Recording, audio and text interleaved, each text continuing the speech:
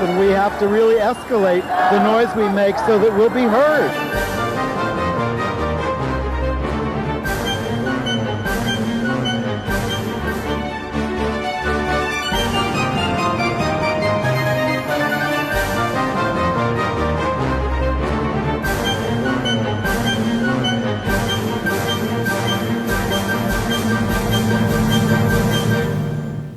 Welcome to Gay USA. I'm Andy Humm, and welcome back. It's the return of Ann Northrop. Thanks for being here. Thanks for filling in for me, Chris Cooper and Allison Kahn, while I was on my most recent trips. Thank you. I hope I have my cough under control this week. I've taken some therapies, and we'll see if we can get through this. These are hard things to talk about.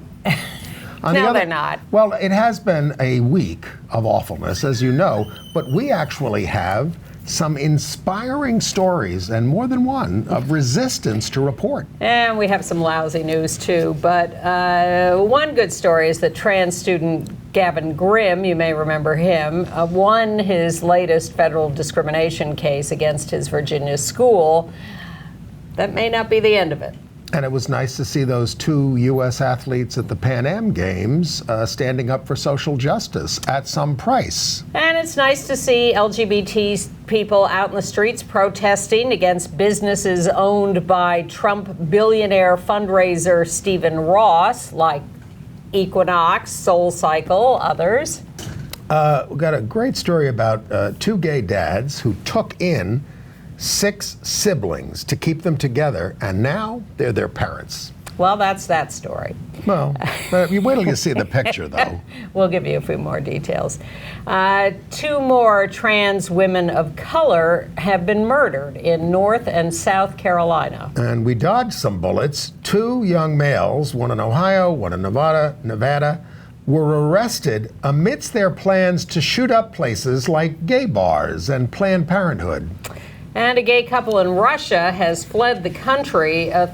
You may remember this. Authorities figured out that they were gay and that they were out to their children. Yeah. A new drug, not exactly a new drug, but a new drug has been approved for PrEP, but not without controversy. And we'll review the new show from Australian lesbian comedian Hannah Gadsby, which is now playing in New York. Okay. Gavin Grim. Gavin Grim, poor Gavin Grim. Was winning in court, doing very well, and then the Supreme Court said, well, we're not going to take your case that you've been winning because, now the education department has different guidance about transgender, so you're going to have to go back and start over again. Gavin Grim is now 20. When he's there in the middle with his in the lawyer picture. On the right. Yeah, he's in the middle.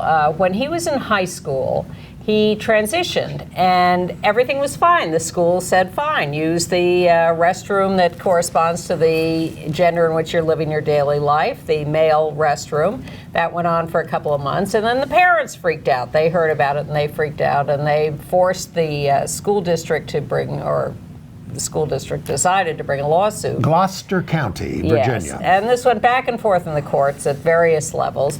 So then the Supreme Court, as Andy said, kicked it back down to a lower court, and now that lower court, a district court in Virginia, has ruled for Gavin Grim and said that the school district is correct in letting him use the restroom that corresponds to his male gender. Gavin got what he wanted, which is he was only pursuing nominal damages, but he got a declaration that Title IX, which forbids sex discrimination, and the Equal Protection Clause of the Constitution were violated. Yes. And he also sought access to the proper restroom when he's on school grounds for alumni activities.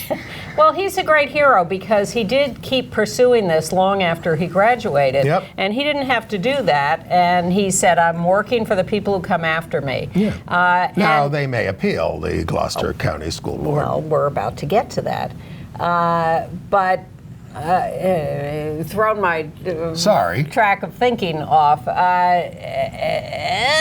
Yes, the school district may appeal, and but he's established a principle in the federal court system of Title IX applying to gender identity discrimination and equal protection and due process clauses too. Now, there are a mixture of decisions on that, and that's why there are cases coming up to the Supreme Court in October. October the 8th, they're going to hear 3 cases, 1 transgender case, 2 sexual orientation cases. They're going to decide if the sex discrimination under the Civil Rights Act of 1964 covers us, as many courts have said, and some courts have said no. And this case may or may not be added to that. The school district may or may not appeal. Meanwhile, Gavin, as I said, is now 20, and the guy who did the Planting Peace house in Wichita, Kansas, across the street from the Westboro Baptist Church, the house painted with rainbow stripes, he stepped up and offered to fund Gavin Grim's college education. Wow. Which, of course, made Gavin cry. He was so happy. Wow. And his mother. And so he is happily in good shape and taken care of, and he's won this great victory, and we'll see where it goes from here. But thank you, Gavin, for all the work you've put into this for so long. I, of course, and some Democratic candidates for president would like to see all college education paid for. And while we're on that subject, I guess we should mention that our Justice Department wants to stop the EEOC from supporting the idea that this is sex discrimination for transgender or for sexual orientation. And they have been leaning on the EEOC, which has a Republican majority of 2-1 and 2 vacancies, to change their position on this.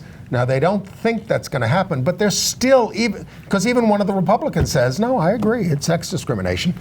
But they want to just get the counsel for the EEOC, who's a big Republican, to sign on to their briefs. I mean, they're just relentless and shameless. And I'm sure they can't be happy about the EEOC decision about a restaurant in Virginia, as long as we're in Virginia, Gainesville, Virginia, because the EEOC fined the LTO Tex-Mex Grill $40,000 because of abuse heaped on a gay server there, and his straight friend who was bussing tables, and they were... the straight friend got abused because he just stood with the guy. Yes. So they're ordering... And the restaurant refused to do anything about it. Well, they were ordered. They're banned from condoning or engaging in harassment based on sexual orientation. I don't know if these guys want to go back there and work.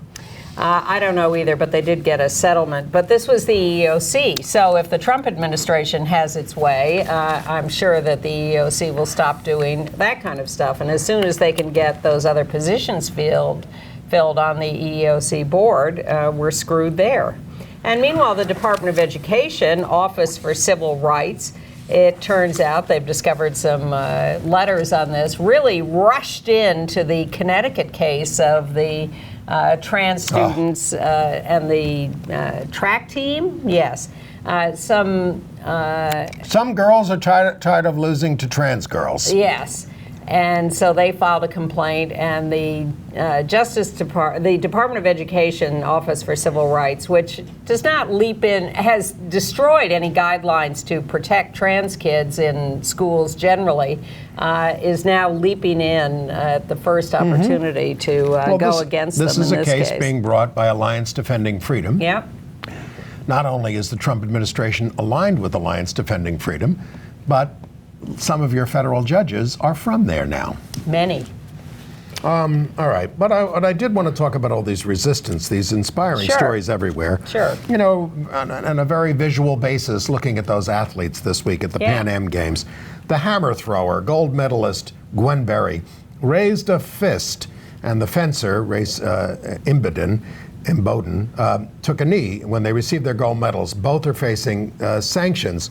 There's a picture. There's Gwen raising her fist. She is a gold medal winner in the hammer throw, one of the world's best. And she said, somebody's got to talk about the things that are too uncomfortable to talk about. And she cited the injustices in America and a president there she is, who's making it worse.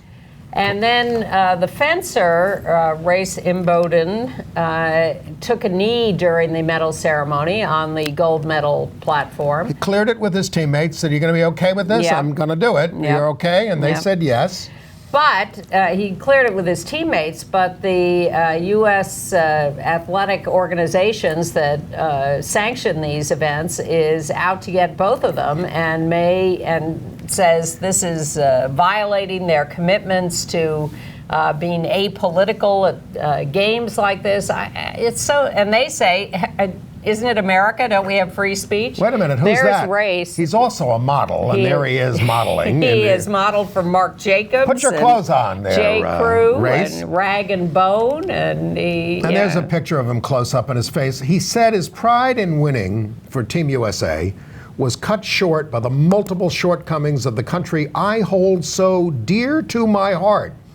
Racism, gun control, and mistreatment of immigrants is what he's citing, and it's what's on all of our minds. Well, of course, and Gwen talks about I'm doing this as a patriot. It's because I do love my country, Right. and I want it to do better. And the fact that the right wing or anybody who is criticizing these people can't see that as a patriotic act, whether it's Colin Kirkpatrick or Megan Rapinoe or all of these people who are trying to speak up. And how dare they try to take away their free speech rights? Well, and then there was the guy who beat up the 13-year-old because he wouldn't take his hat off for the national anthem and fractured the guy, whatever. I mean, it was a severe beating. Well, this guy has a history of violence, domestic violence and others, and he just lost it when this kid wouldn't take off his hat. So this is actually an encouraging story. We got a picture here of Donald Trump and Steve Ross. Steve Ross is a gillionaire who, a big developer in New York and elsewhere. There he is, friend of Trump's for 40 years, raised $13 million in the Hamptons for him this weekend. And this drew a lot of attention because Steve Ross owns all these developments where businesses like high-end restaurants like Momofuku and gyms like Equinox and SoulCycle are all part of the package to make you feel good about where you're living and where you're doing your business and all that kind of stuff. Well, there's the demonstration in West Hollywood to protest it, but there are protests. These protests are really taking off. People really are canceling their memberships because you can't go to people and say, because I passed the SoulCycle the other day. It's all about feeling good about yourself and being the best person that you can be. You can't feel good going into a business that is putting money into the pockets of this pig who is raising all this money. And you know, Ross, whoever's advising, Steve Ross or Equinox or SoulCycle with their press statements deserves to be fired. Because they're just trying to say, oh, I just want to participate in the democratic process. Equinox says, oh, he's a passive investor. I mean, it's terrible. But he is an investor. Your dollars are going to Stephen Ross, who gives them to Donald Trump. Yes. And here's the discouraging thing. That fundraiser in the Hamptons was originally scheduled to raise $10 million for Trump. When this all broke out, it went to 13. Fine. The Gilbert Baker estate wrote about canceling memberships at Equinox. I wish they could stop them from using the rainbow flag. That's our friend Charlie Beale. Well, we can have a lot to say as they go on doing that. There's that wonderful chef, Jose Andres, who runs one of these restaurants in the Hudson Yards, which is owned by Steve Ross. He pleaded with Ross to cancel. He says, don't support a candidate whose goal is to drive my beloved USA apart. And he's the guy who went down to Puerto Rico and all the ravaged areas and fed everybody. He is a good guy. The guy at Momofuku donated his profits for one night at least and he says, I hate Trump, to Planned Parenthood and groups like that. And Stephen Ross says, well, I don't agree with everything Donald does, but I, support his financial stuff or whatever. Nonsense. And it was nice to see Rise and Resist out there protesting the horrible ICE raids across the country, especially in Mississippi. Here they blocked the West Side Highway by an ICE office. And a homeless shelter here in New York refused to let ICE in. But the most heartening and frightening demonstrations are taking place in Hong Kong. Yes. Where I'm very scared about what the By the time Chinese, you see this, they may have all been shot. I mean, back in Tiananmen Square, 10,000 people were killed likely. We don't have, the government has covered it up because they removed all the journalists. Now, there are too many journalists and too many people with cell phone cameras.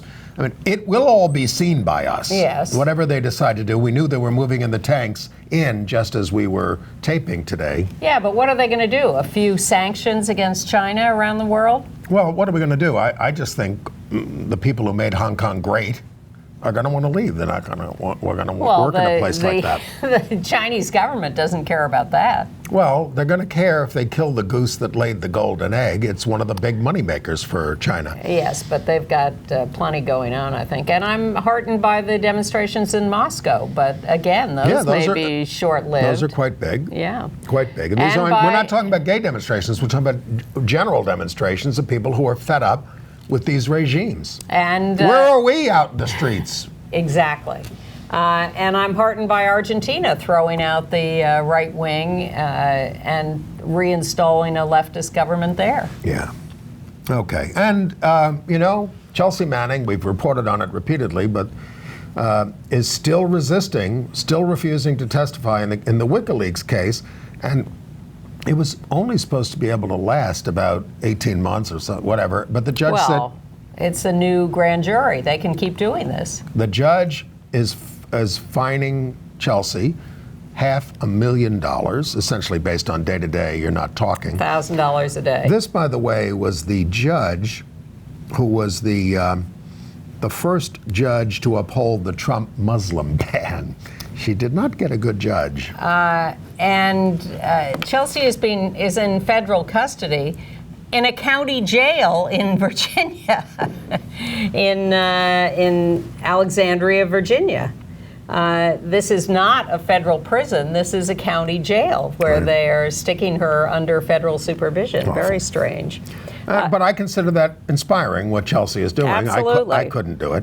Now, on a related note, the Defense Department has been asked, so what's up with your discharges of trans people? You're supposed to be kicking them out of the military unless they're grandfathered in some way. No, we're not. And the military says, oh, we're not kicking it. We haven't kicked anyone out. But nobody's getting in. We've only refused entry to 2 people in the Coast Guard.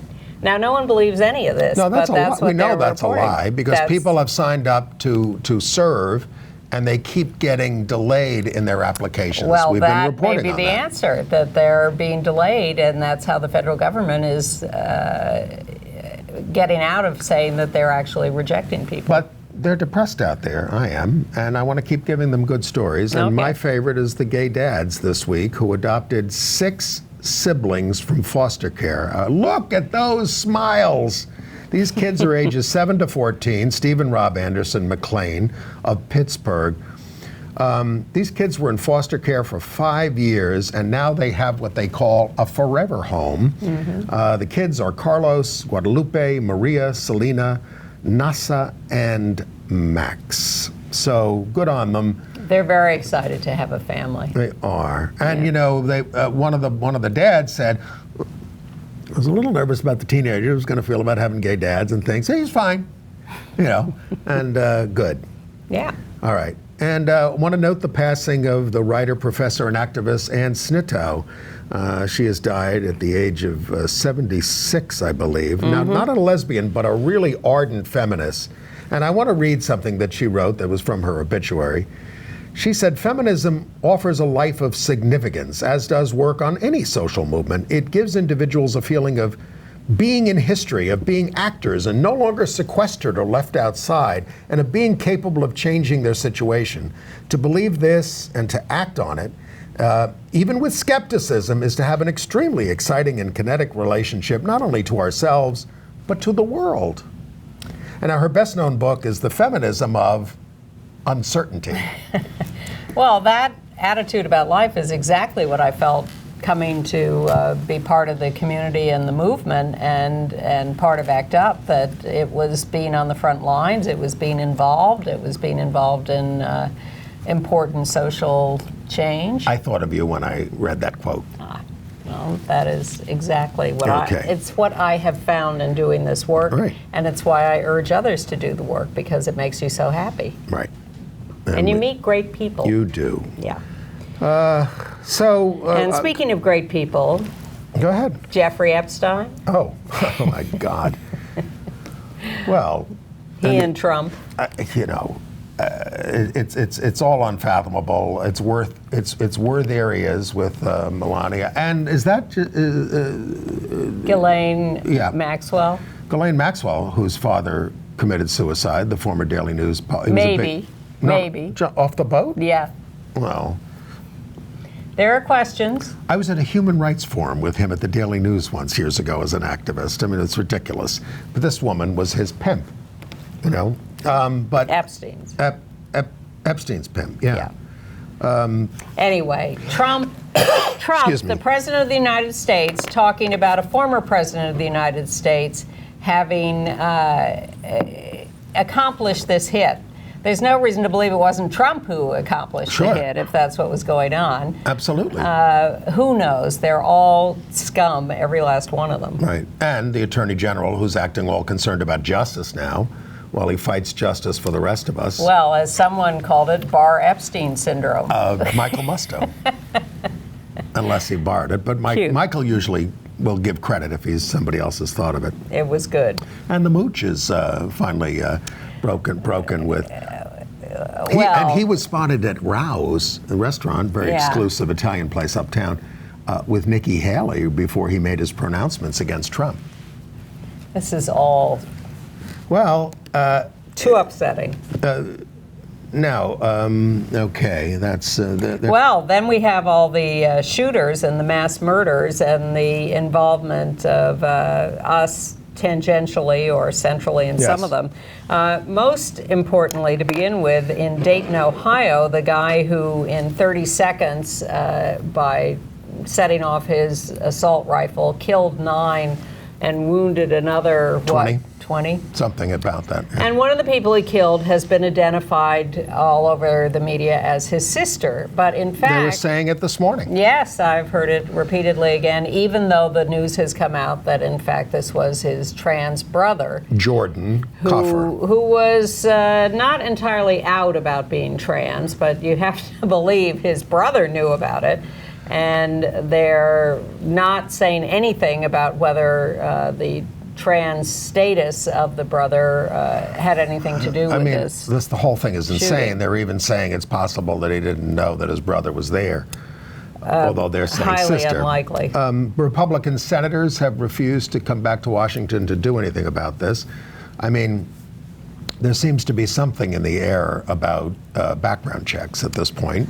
Well, there does, but it's not the first time that we've expected something to be done only to be disappointed and find that it all There's disappears. an election coming. Yes, there is. And I think... And who are they more concerned about? And the NRA is in disarray. Yes, but there's still that core of their voters who... But when NRA members are surveyed, they say we are for background checks.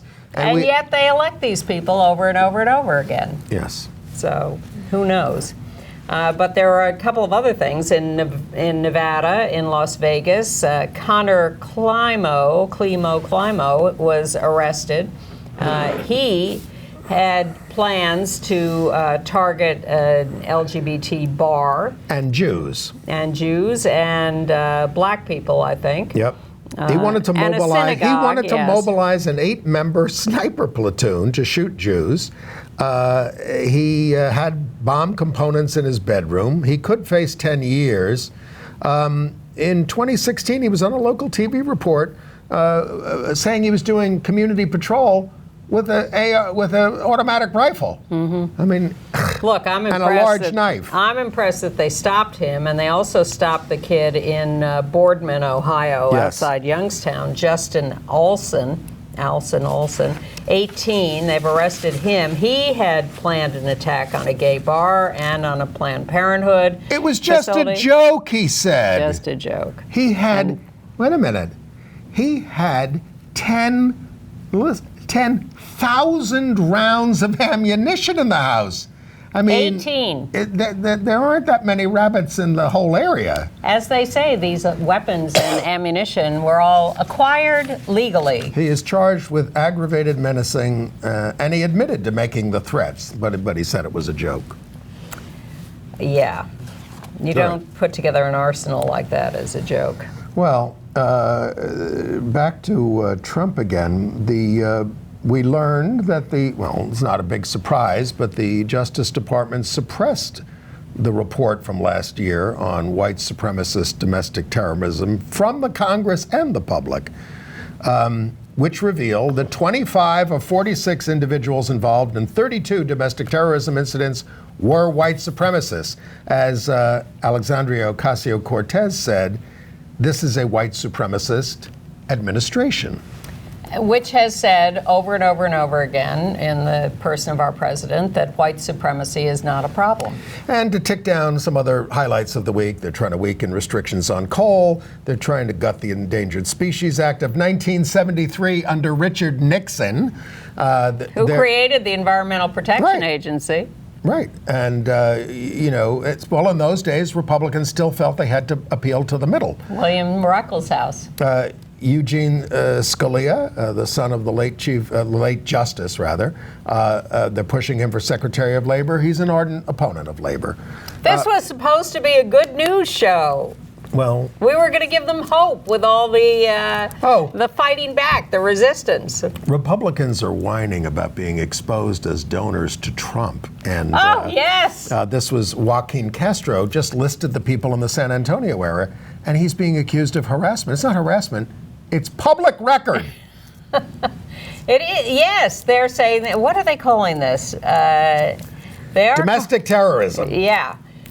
Wait a minute. What about what Trump and the GOP constantly do with the Mueller team? They're Democratic donors. Yeah. Look at them, Democratic donors. And Mueller said, I said, I never asked anybody their politics in this thing.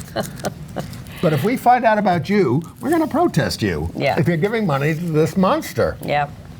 Well, they don't like it.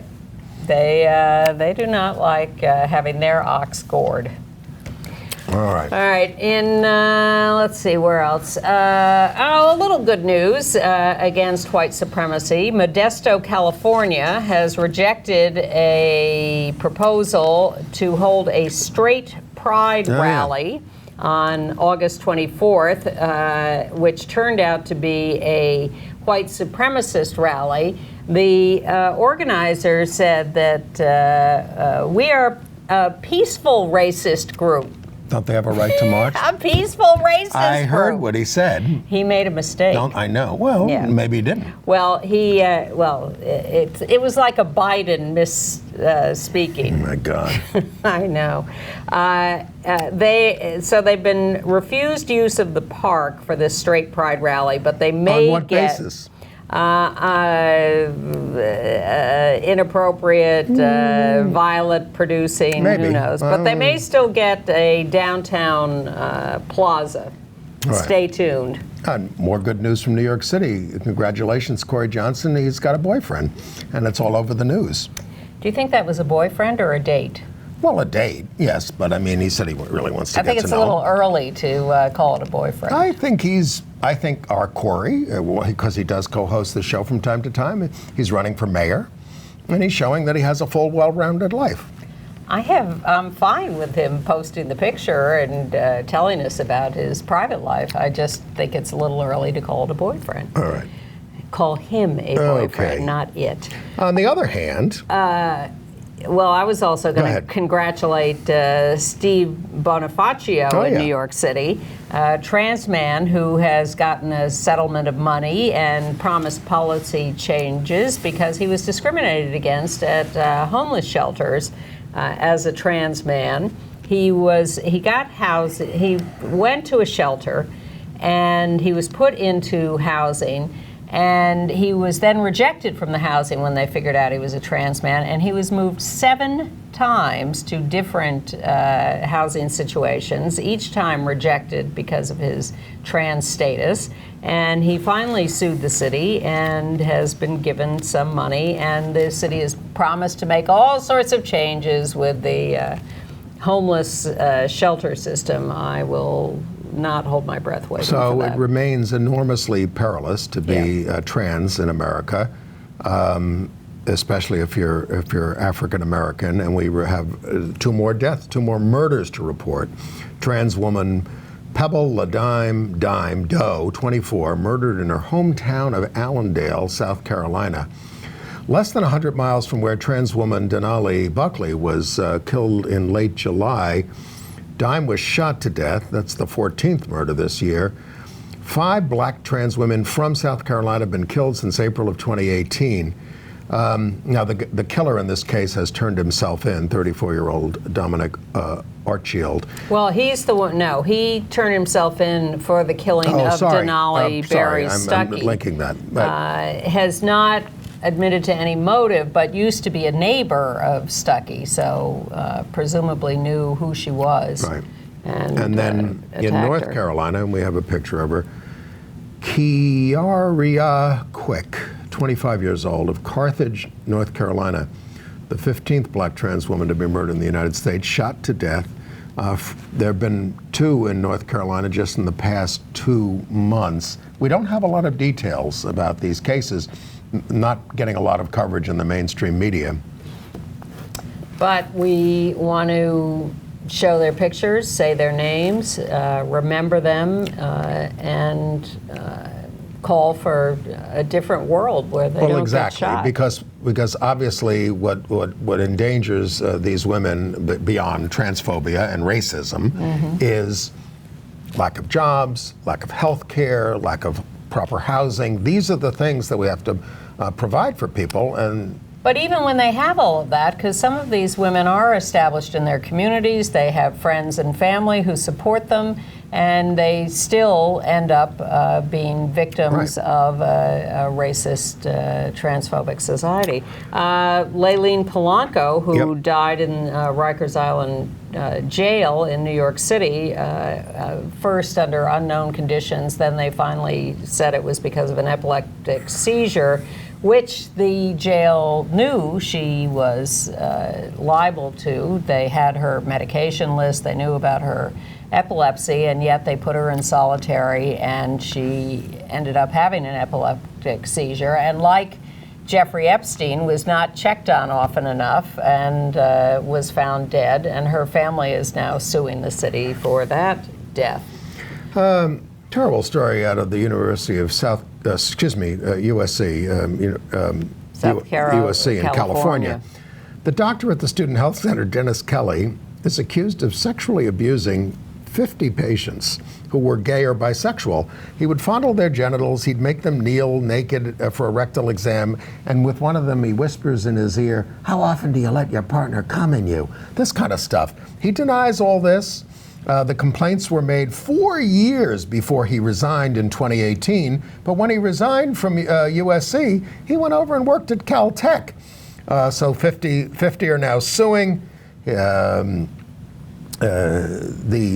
USC did not alert Caltech to the problems with Kelly for 7 months.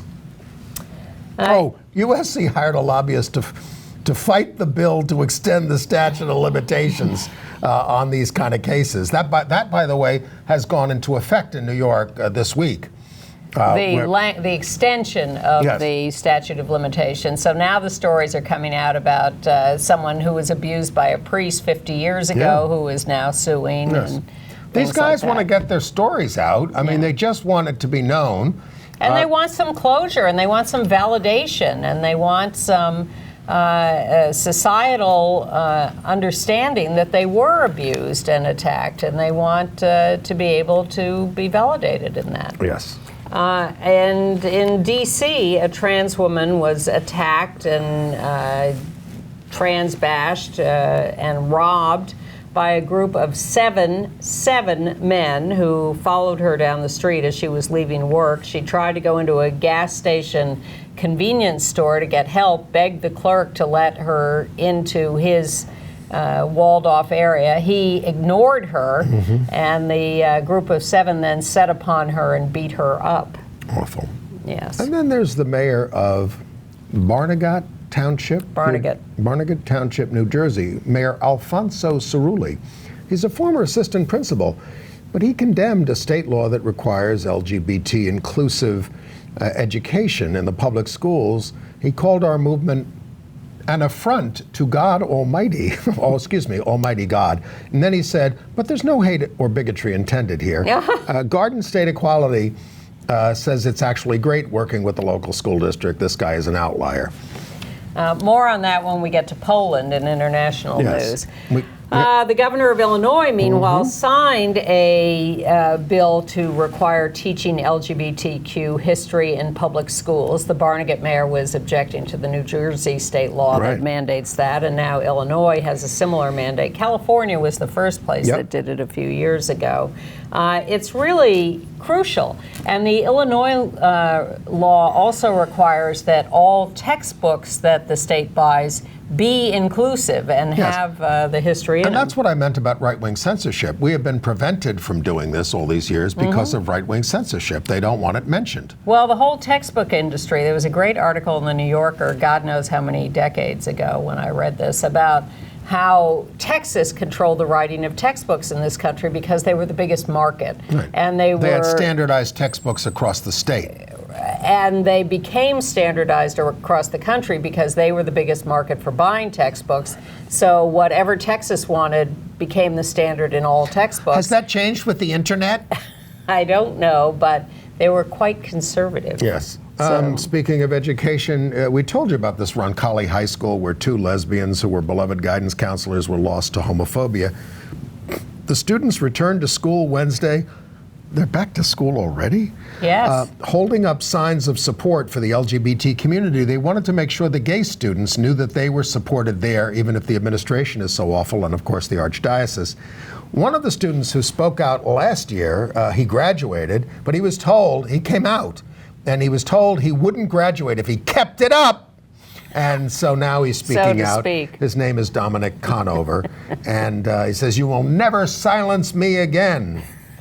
Well, I am hopeful for the younger generation. We'll see. I can't imagine having done this at my high school. I can't imagine it happening today at Chaminade High School Catholic School on Long Island. As I was thinking, reading these stories, I was thinking, it was 30 years ago that we were going into New York City public schools doing education about this stuff and doing, hi, I'm your local lesbian, ask me anything. And I would love to meet some of the kids today who are in those classes and see how they've played out these issues. Write us a note if you're watching the show now. Please let us know. Yeah. And we'll see how that plays out at Coe College in Cedar Rapids, Iowa, where on September 20th they're going to hold an LGBTQ presidential forum.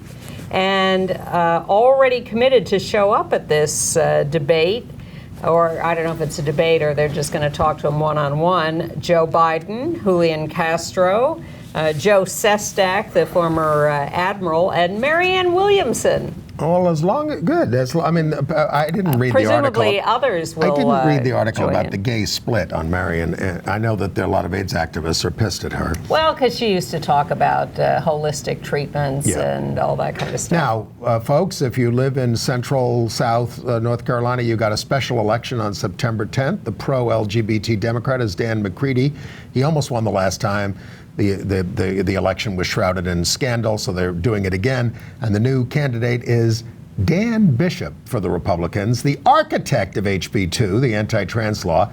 And he's an investor in a website called Gab, a social media forum for neo-Nazis and white supremacists. Yes, they're like 8chan. That's where all this white supremacist stuff gets planned. And he's saying, I gave him $500. I didn't know what it was. Yes, you did. It was already a year old when you gave them the money. All right. And the new Board of Ed chair in Florida is an anti-evolution Christian extremist named Andy Tuck.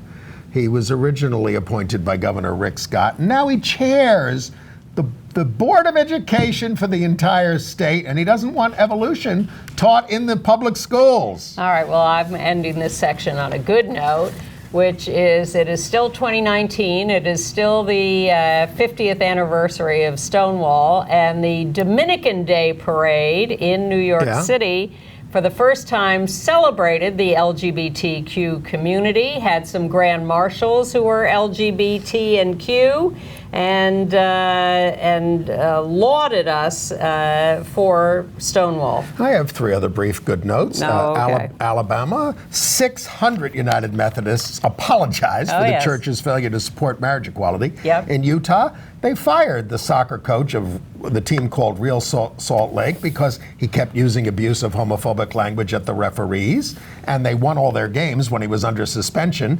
And in WeHo, West Hollywood, they're going to host the Bi Pride celebration on September 21st.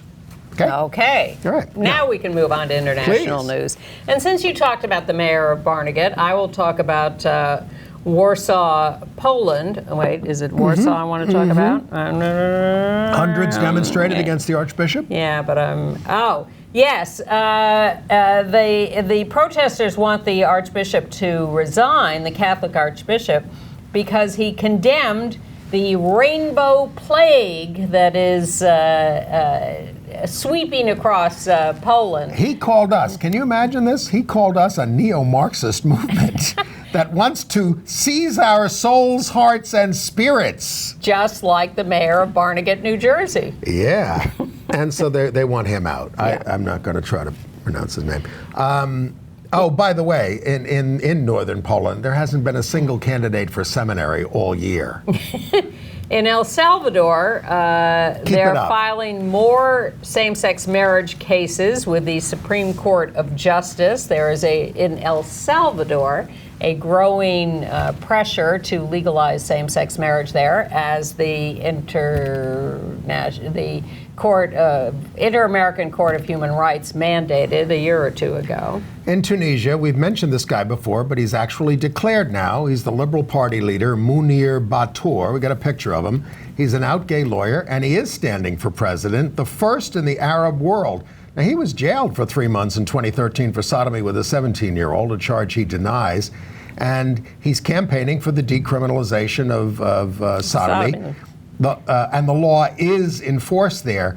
Several LGBT groups say his candidacy is a threat to them. Dangerous. That, you're stirring things up. This is too much. No, you're spoiling it for all of us.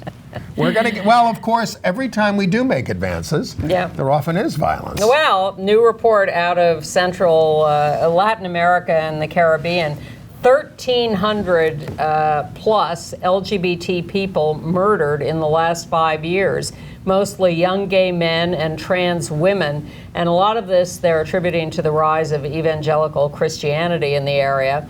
It's certainly not helping. And when those LGBTQ people try to flee that murderous atmosphere and come to the United States, they get abused by U.S. immigration, which also bashes them, beats them up, and a few of them die here. But nobody can quite beat Russia. So we've told, there's this gay couple that adopted sons, and they had to flee the country for the crime of telling their kids that they are married. It came out when they took one of the kids to the hospital because he was having an issue. Stomach ache. And they said, "Where's your mommy? Who's your mommy?" He says, "No, I got 2 dads." Oh! No. They called the police. And the police started grilling these guys. And they ordered a medical exam for the child to see if he'd been abused. And the case became public because the Telegram newspaper has some kind of monitoring of police radio? Yes, police stuff, records in Russia, and they reported on it, and then it all got out, and these guys said, we're out of here. They had to get out of there because they were going to I don't know what they were going to do to them. This is a couple that was married in Denmark. One of them applied to adopt the children, but then it came to light that they were a couple. Now they're investigating the adoption agency. Yes, well, the dads are accused of violating the Russian law against promotion of homosexuality to minors. Right, so and who are the minors? Their children. Right. Crazy. On one hand, this sounds kind of encouraging. And Ivory Coast, Côte d'Ivoire, they're poised to pass a bill liberalizing the marriage laws for women, and but they're shutting it entirely to same-sex couples. Yes. At the behest of religious leaders, this was a clause added to the proposed bill on equalizing rights between men and women.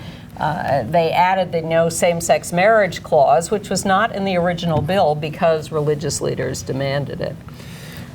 In China, in Beijing, the first same-sex couple in Beijing to apply as guardians for each other, which is their version of marriage at the moment, because marriage is not legal there. This is a couple that was married overseas. They've been together 10 years. Now, this device has been enacted or has been used in other cities in China. Yes. But this is the first couple in Beijing. Well, it's kind of the way legalization of same-sex relationships got started in New York. Sure. People would adopt each other. Sometimes the younger one would adopt the older one, but then the courts put a stop to it at some point. Say, wait a minute, what's going on here? As happy as I am that Argentina has reverted to a progressive government from a right-wing government, at the same time we see Guatemala has now installed a new right-wing president. Alejandro Giamatti. He opposes same-sex marriage. Well, he's been prosecuted himself for extrajudicial killings when he was the prison director in the country. He takes office in January. Back to Poland, in the city of Plock, they held their first Pride Parade. 2,500 people marched. It was generally peaceful. Well, they were surrounded by police who were sort of alerted to what happened in Bialystok, where there was tremendous violence on July 20th.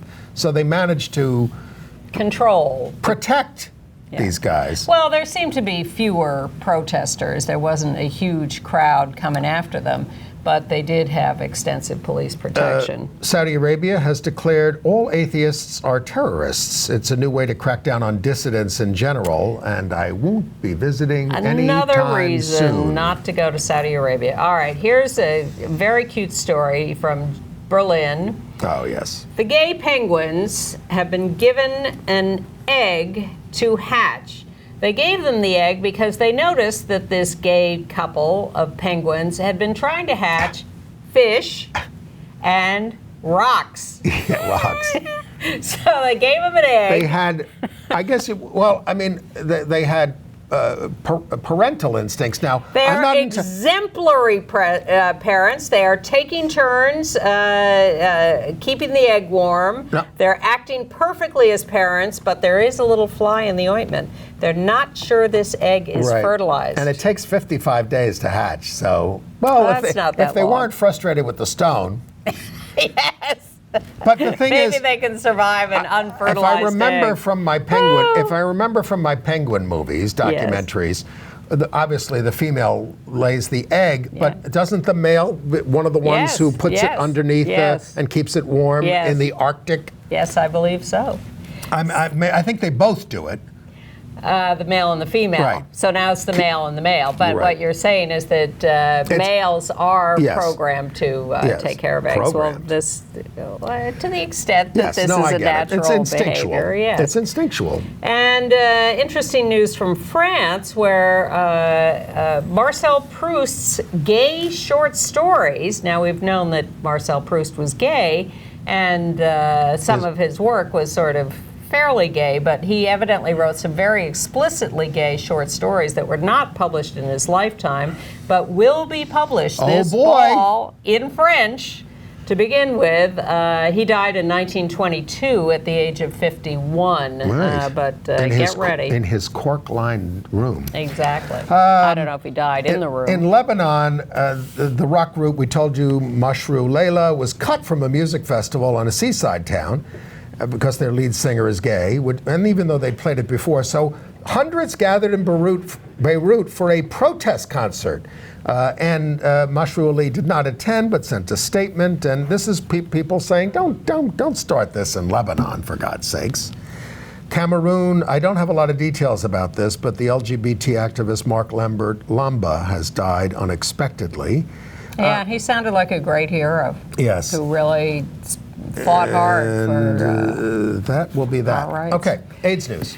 AIDS news. Well, first of all, a California court has consolidated more than 24 civil suits against Gilead for withholding the better drug than Truvada, better, safer, maybe cheaper. Descovy Well, is it's the not better. cheaper. It's same, $21,000 a year. Fewer side effects. Yes, that's the deal. Although I think a lot of people who can tolerate Truvada are still going to be told you got to take Truvada, which is going to go generic. Although we don't know how much the price is going to come down. People want to take the generic Truvada. They want to wait for it, but people are being told they have to take Descovy, which has now been approved by the FDA for PrEP. Fauci says that Descovy stays in the body longer, and if you miss a dose or two, you're covered. But it is not backed for cisgender women. Because they don't have enough data. And people of color weren't included in the trial. Well, things have gone backwards since the days of heavy activism. Trump is trying to slash $4 billion from the Global Health International Organizations and Development Assistance already approved by Congress. They tried this in 2018 and they were pushed back. Trump's attack on the ACA coverage of LGBT people got 130,000 comments opposing it, submitted to Health and Human Services. We'll see what difference it makes. I know some of you tried to do that or did. And GMHC and Callan Lord are talking about merging. Really? Yep. Interesting. They're looking at it to improve services and, of course, Callan Lord is unionized and GMHC is not, so we'll see how that works out. I have to make a correction to something I said sometime in the last century that no one remembers when I was last here. I remember the 20th century. Well, you probably don't remember our talking about the research for an implantable HIV drug, which is very speculative at this point, not something you should count on, but they're looking at it as something that would then relieve people of taking daily pills or whatever, because it would be an implantable, long-lasting drug. And I refer to it as being like the contraceptive drug Norvir. But of course, Norvir is an anti-AIDS drug, and what I was trying to get out of my brain was Norplant, oh, right. which was Norplant, the contraceptive drug. Right. So Right. it makes no real difference, but thank you to our viewer, Andrew, who corrected me on that. It wasn't me. Entertainment news. Yes. Well, we saw Hannah Gadsby Yes, in we Douglas. did. Now, Hannah Gadsby was such a hit in Nanette that you may have seen on Netflix, can still see on Netflix, where she said she'd quit comedy. She named the show Douglas after her dog. There she is with the dog. She didn't quit comedy, and in fact, a lot of this was pretty traditional stand-up, somewhat offbeat and esoteric. The audience loves her. I think she's very perceptive, but it didn't really have me laughing hard until she did her closer with that. Don't give away the joke. Okay. You can't ruin the show for people. All right. Spoiler alert. Don't do that. Okay. Well, I had the same reaction to it in some ways that I had to Nanette. I watched Nanette on Netflix, and for about the first 45 minutes, I sat there saying, why am I watching this? What's the big deal? Why is everyone so enthusiastic about this? Because I found it sort of, very medium, somewhat predictable comedy. But then, boom, she goes into the heavy stuff, and it just blows you away. Right, I was quite moved.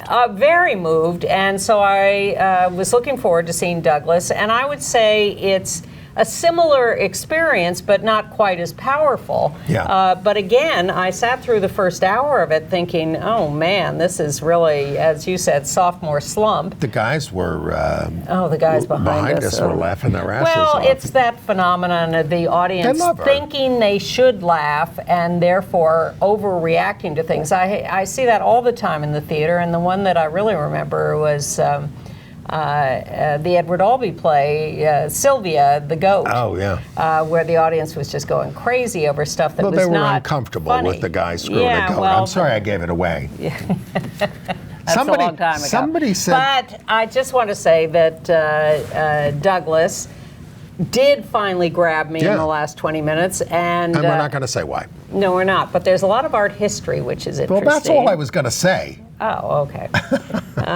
But she gets into more personal stuff, and in the end, I did think it was And powerful I gave and good. very short shrift to Moulin Rouge last week, the new Broadway musical. We got a picture with Karen Olivo and Aaron Tveit as the young lovers. And I didn't even mention that Danny Burstein is the impresario, and he adds a gay angle to the show, which is not in the movie. I thought it was an extremely enjoyable first act. I had a wonderful time. Very clever use of little snippets of pop songs in a very clever way. And then it becomes a more serious, lugubrious kind of second act story. But it does send you out with a bang. But no spoiler. No spoiler. I saw a screening of a very old 1951 French film called Olivia that's going to be playing at the Quad Theater here in New York this weekend. Well, this is really old. 1951, and it's a lesbian story of a French girls' school.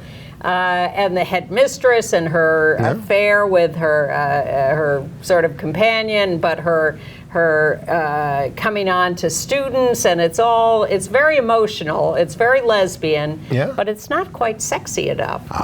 So 1951. I know. So it's amazing to see in 1951, and there wasn't the same kind of punishment like in the children's hour. Oh my God. That ruined your childhood, didn't it? It really did. I'm still mad at Lillian Hellman.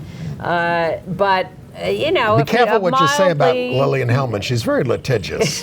She's dead. Olivia at the Quad this weekend. At the Quad, just for the weekend? Well, we'll see. We'll see. You know, they extend these things if they're popular. I was so encouraged to see Shelley Wright, the out lesbian country singer. She's touring the country, but on August 10th, she had her first performance at the Grand Ole Opry as a wife, LGBT activist, and mother of identical twin boys. There they are. Well, she first played the Grand Ole Opry when she was 18, and now she's coming back when she's 48. But the fans petitioned the Opry to reinstate her. Oh, that's fantastic. Her big hit in 1997 was Shut Up and Drive. That was a really big hit single. She came out in 2010 and was like blackballed across the board.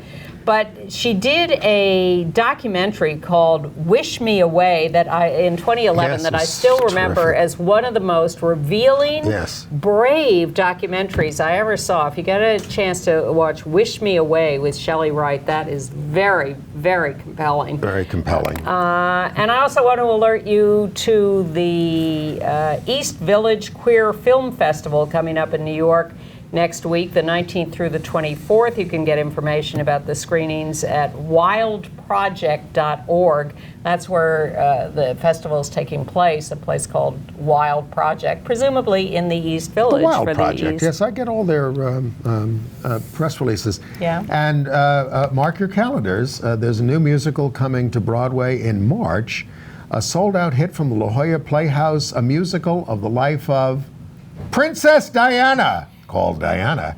And Judy Kaye is going to play Queen Elizabeth. That should be pretty wild. Judy Kaye as Queen Elizabeth. Yeah. She's not even English. Well, welcome back, Ann.